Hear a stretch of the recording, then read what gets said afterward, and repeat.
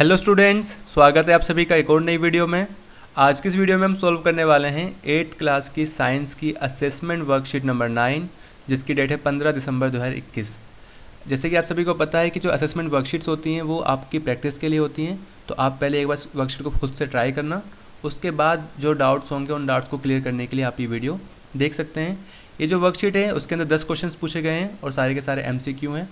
चलिए देखते हैं, पहले डिस्कस कर लेते हैं सारे के सारे क्वेश्चंस, उनके आंसर्स भी देखते हैं क्या क्या आंसर्स हैं उनके। जो पहला क्वेश्चन है यहाँ पे लिखा गया है कि reproduction is essential for living organism in order to, यानी कि जो रिप्रोडक्शन होता है वो किस लिए ज़रूरी होता है। ठीक है, यहाँ पे 4 ऑप्शन है, उसमें से पहला ऑप्शन दे रखा है यहाँ पे to keep the individual organism alive. तो नहीं, ये बिल्कुल नहीं हो सकता, मतलब एक इंडिविजुअल को अलाइव रखने के लिए रिप्रोडक्शन तो होता नहीं है। ठीक है, पूरी स्पीसीज़ को अलाइव रखने के लिए होता है। सो फर्स्ट वाला ऑप्शन नहीं है। सेकंड लिखा है fulfil their energy requirements. Energy requirements से तो कोई लेना देना है नहीं रिप्रोडक्शन का, तो इसको हटाओ। मेंटेन ग्रोथ, ग्रोथ के लिए भी ग्रोथ को मेंटेन नहीं करता। तो जो करेक्ट आंसर आएगा इसका वो आएगा option D, continue the species for ever. ये आपकी वर्कशीट में दे भी रखा था, इसका राइट आंसर यही है, continue the species for ever. यानी फर्स्ट का जो राइट आंसर होगा वो होगा डी ऑप्शन, यानी कि आपको डी पर सर्कल करना है, डी को डार्क करना है। सेकंड क्वेश्चन देखो, यहाँ पे पूछा गया था असेक्सुअल रिप्रोडक्शन इज़। अब असेक्सुअल रिप्रोडक्शन क्या होता है, जिसके अंदर सिर्फ एक ही ऑर्गेनिज्म की ज़रूरत होती है। अब यहाँ पे लिखा है कि कौन सा ऑप्शन सही होगा। पहला यहाँ पे पूछा गया है, मतलब ऑप्शन दिया है कि फ्यूज़न ऑफ स्पेशलाइज्ड सेल, यानी असेक्सुअल रिप्रोडक्शन के अंदर फ्यूज़ होता है, दो सेल्स आपस में फ्यूज़ होती है। नहीं, असेक्सुअल के अंदर तो होती नहीं है, वो तो सेक्सुअल के अंदर होती है, यानी कि ये ऑप्शन नहीं हो सकता। सेकंड देखो, यहाँ लिखा है a method by which all types of organism reproduce, यानी सारे के सारे जो ऑर्गेनिज्म हैं वो असेक्सुअल रिप्रोडक्शन करते हैं क्या? नहीं, ये भी क्या है, फॉल्स है। सी देख लेते हैं, यहाँ पे लिखा है a method producing generally identical offsprings, यानी असेक्सुअल रिप्रोडक्शन के अंदर आइडेंटिकल ऑफस्प्रिंग्स आते हैं। हाँ, आइडेंटिकल मतलब जो दिखने में बिल्कुल सेम हो, जैसे कि आपके एनसीईआरटी की बुक में दे रखा हाइड्रा या अमीबा। तो हाइड्रा क्या करता है, हाइड्रा के अंदर होती है बडिंग। पहले क्या करता है, वो अपने एक बड निकालता है, उसके बाद पूरा का पूरा एक हाइड्रा दो डिफरेंट मतलब दो सेम हाइड्राज में डिवाइड हो जाता है, और दोनों के दोनों क्या होते हैं, आइडेंटिकल होते हैं, दिखने में बिल्कुल एक जैसे होते हैं। तो इसका राइट आंसर होगा ऑप्शन सी, आइडेंटिकल।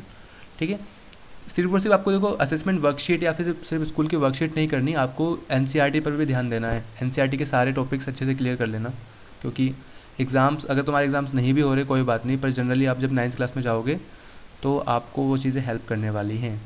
क्वेश्चन 3 देखो, यहाँ पर कहा गया है human male germ cell is known as dash. तो ह्यूमन मेल जर्म सेल कौन सी होती है, वो होते हैं स्पर्म। ठीक है, तो इसका जो राइट आंसर होगा वो होगा बी, क्वेश्चन नंबर 3 का। फिर आगे बढ़ते क्वेश्चन नंबर 4 पे। यहाँ पे कहा गया है egg are formed in dash. अब एग आर लिखा है, वैसे तो एग्स होना चाहिए यहाँ पे। So eggs are formed in dash. तो एग्स कहाँ पे बनते हैं, टेस्टिस में, पेनिस में, ओवरी में। सो ओवरी क्या है, राइट आंसर है। जितने भी एग्स बनते हैं फीमेल की ओवरीज में बनते हैं, तो राइट आंसर होगा ओवरी। ठीक है, उसके बाद क्वेश्चन नंबर 5 यहाँ पर लिखा था after fertilization the resulting cell is known as dash, यानी जब फर्टिलाइजेशन हो जाता है तो जो सेल्स बनती है, वो जो सेल बनती है वो क्या कहलाती है, एम्ब्रियो, फीटस, ओवम या जाइगोट। तो वो कहलाती है जाइगोट। ठीक है, फर्टिलाइजेशन के बाद बनता है जाइगोट, जाइगोट के बाद बनता है एम्ब्रियो, और फिर एम्ब्रियो के बाद बनता है फीटस। ठीक है, तो फर्स्ट जो फर्टिलाइजेशन के बाद बनता है वो बनता है जाइगोट। तो राइट आंसर जो होगा 5th का वो होगा डी ऑप्शन। क्वेश्चन नंबर 6 को देखो, यहाँ पे लिखा था in human being fertilization of egg takes place in dash. तो ह्यूमन बीइंग के अंदर जो फर्टिलाइजेशन होता है वो कहाँ पर होता है, ओवरी में होता है, ओविडक्ट में होता है, टेस्टिस में होता है, या यूटेरस में होता है। तो याद रखना वो होता है ओविडक्ट में। फर्टिलाइजेशन तो ओविडक्ट के अंदर होता है। ठीक है, और उसके बाद जो फीटस होता है वो यूटेरस में जाके मतलब एम्बेडेड हो जाता है। तो राइट आंसर इसका जो होगा वो होगा ओविडक्ट।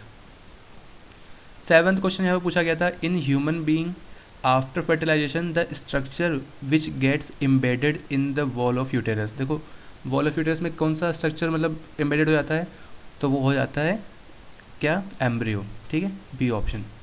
एम्ब्रियो क्या करता है, वो यूटेरस की वॉल पे जाकर चिपक जाता है, एम्बेडेड हो जाता है, और फिर वहीं पे क्या होता है, बेबी का पूरा तरह से डेवलपमेंट वहीं पे होता है। 8th क्वेश्चन देखो, यहाँ पे कहा गया था the stage of embryo in which all the body parts can be identify is called what.